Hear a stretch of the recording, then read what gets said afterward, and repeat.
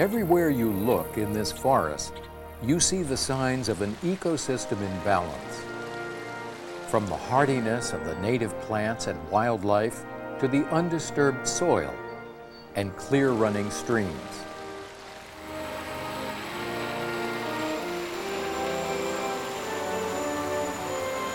There are roads here too. They've also become an integral part of the forest. Their condition reflects not only the technical know-how of the people who build and maintain them, but also a keen awareness of the surrounding environment and a concern for the forest's future and our own.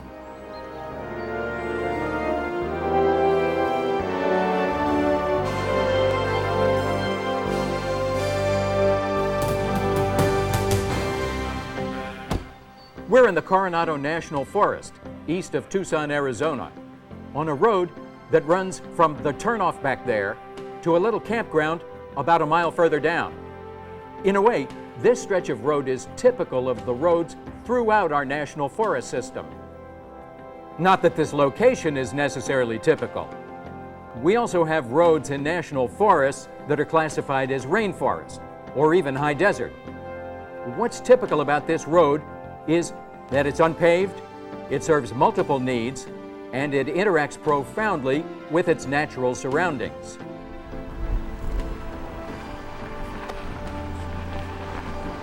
Wear and tear from traffic and weather make it necessary to repair these roads and their drainage systems periodically. But advances in science and technology have dramatically improved our understanding of how to go about it in ways that sustain both the road system and the surrounding environment. After all, national forests are among our most vital assets, and we need to preserve them for generations to come.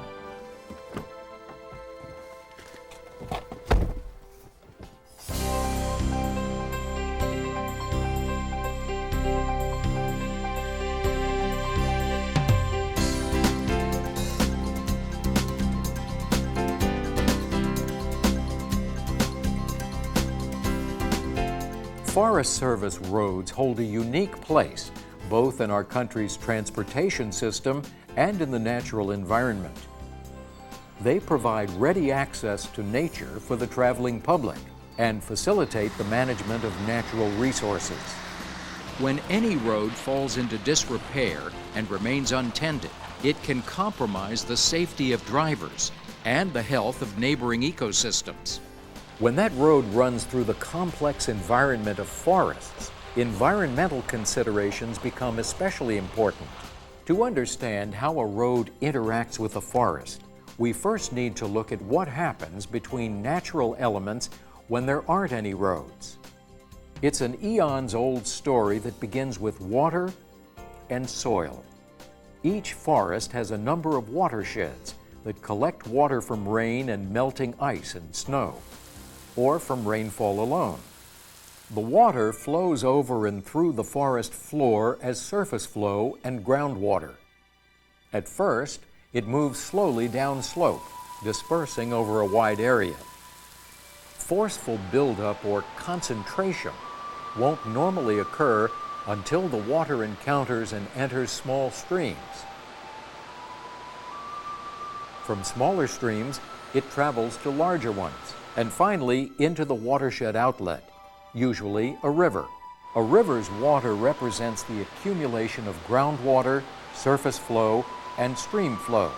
When you add a road to this picture, you risk interfering with the natural process. Roads can intercept and divert natural diffuse water flow, concentrating it randomly and prematurely. Here, the road has diverted water from its natural drainage path. It no longer descends downslope in a normal dispersed pattern. Instead, it's become concentrated, and in extreme conditions may even become displaced, overloading one watershed or sub-watershed while depleting another.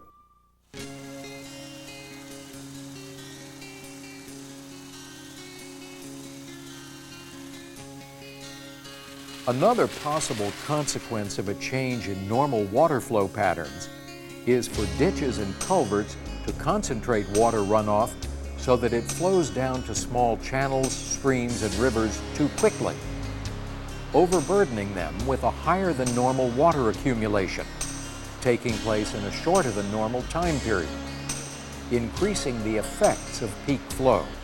Like wind, rain, and vehicle or equipment traffic, water concentration can begin the process of erosion, separating soil particles from the ground and allowing them to be transported until they settle out in other parts of the forest, including lakes and streams.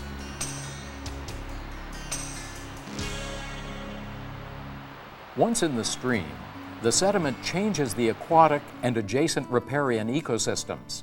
It covers up and fills in spawning beds, suffocating fish eggs, insect larvae, and other organisms. The soil also clouds the water, making it harder for the stream's inhabitants to locate their diminishing food supply. Those that do survive often suffer the abrasive effects of the soil particles on their sensitive gill tissues. Slowly but surely, as the sediment settles out, the stream becomes shallower and warmer, further lowering survival rates of eggs and fry. The raising of a stream bed also causes the stream to become wider to accommodate the normal volume of water. This results in erosion of overhangs, the shady interlocking masses of vegetation that normally provide a sanctuary for aquatic life to hide, rest, and feed. As usual in an ecosystem, local impacts don't remain local. As small creeks become sediment-laden and warm up, they in turn warm and otherwise alter larger ones downstream. Neighboring human communities aren't exempt either. Sediment increases the cost of purifying drinking water and fills in reservoirs and canals. It can even damage turbine generators in hydroelectric facilities. Some effects are harder to measure than others. How can you calculate the cost of losing a choice fishing hole or a favorite hiking trail or campsite? Of course, questions like that are impossible to answer. But there's a related question those of us who maintain forest roads ask every day. How can we have the roads we need and safeguard the environment? The answer can be found in the earlier question of where the water would go if the road didn't exist. Do everything you can to emulate the way nature moves water, and you minimize disturbance to both the road and its natural surroundings. The key to putting that principle into practice is dispersing rather than concentrating road-diverted water flow. That means using the most effective measures available for controlling the volume and velocity of water. The first step is to make sure the traffic-bearing portion of the road, also known as the traveled way, has and maintains a properly defined shape. Water should move off that surface efficiently so that it doesn't degrade the road. Whenever possible, the water should be released into the forest in a well-dispersed pattern that doesn't disturb surrounding soil.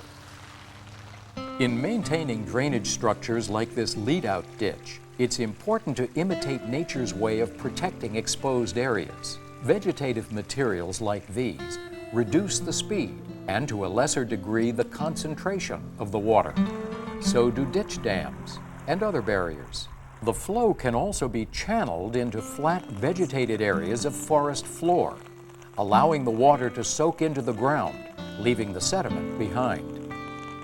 One of our primary objectives when dealing with road drainage is to reduce or eliminate fine sediment from entering the stream channel. And a particularly effective way to do that is to provide a buffer strip between the road and the stream. And that buffer strip can consist of grass or something considerably more dense like brush. What that does is it allows the velocity to drop enough that this fine sediment settles out before entering the stream channel. Settling ponds are another effective water control measure. They do just what their name implies. interrupting and slowing down the water flow so that sediment can settle out rather than continue its journey to other parts of the forest. Of course, these man-made systems are only as good as their upkeep, but with regular care, they function effectively as part of the forest's defense against erosion and sedimentation caused by concentrated water flow.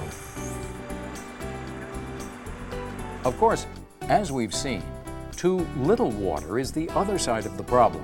When a road diverts water from its normal flow path and unnaturally concentrates it, the flow may erode the ground so deep that it's below the natural water table. This causes the water level to drop, killing shallow-rooted grasses and other vegetation.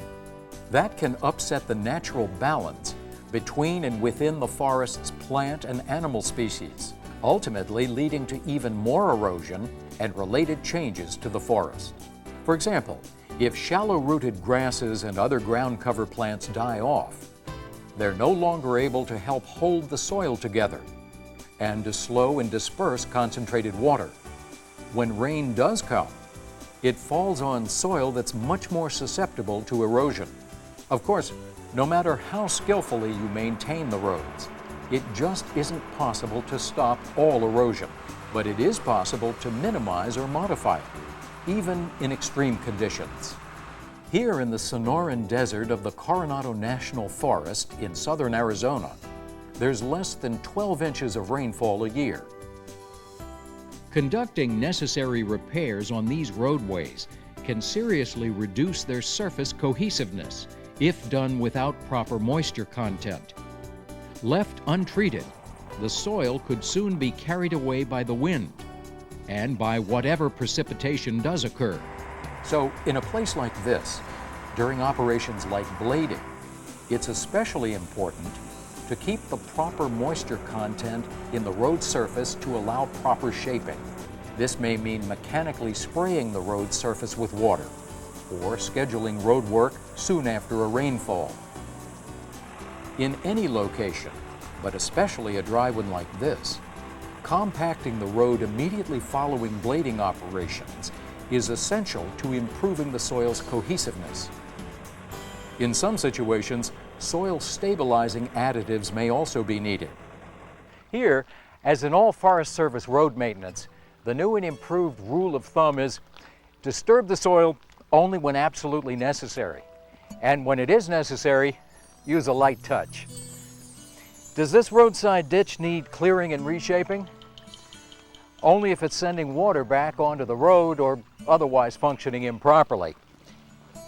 Experience and research have taught us that cleaner and clearer isn't always better when it comes to protecting forest soil.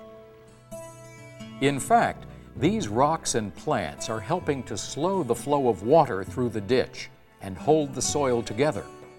In light of modern maintenance policies and practices, the presence of a road in a forest doesn't have to signal the presence of excessive erosion and its consequences, from stream sedimentation to possible slope failure. Peaceful coexistence between a road system and an ecosystem is nothing to take for granted. It demands a great deal of planning, care, and skill, but it can be achieved.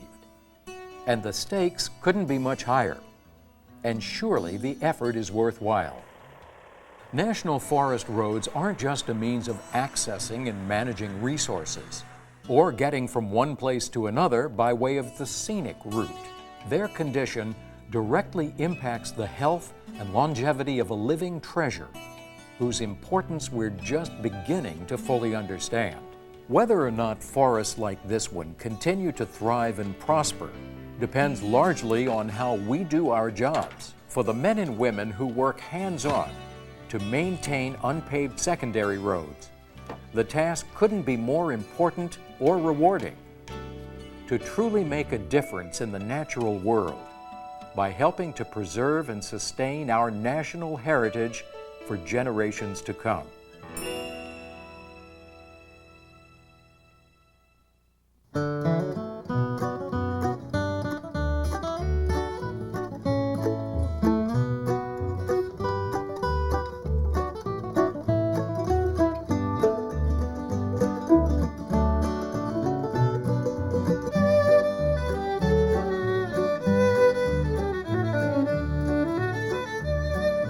Driving down a mountain road in a pickup truck with half a load. Rain is falling from above on those rocky hills I love. Down this path of earth and stone I climb this mountain all alone. Windshield wipers break still, thirsty creatures drink their fill. And the water runs down, down to the valley below. Flows through the forest, place where the tall pines grow, to a rock-filled stream, then a river wide, down to the ocean where it meets the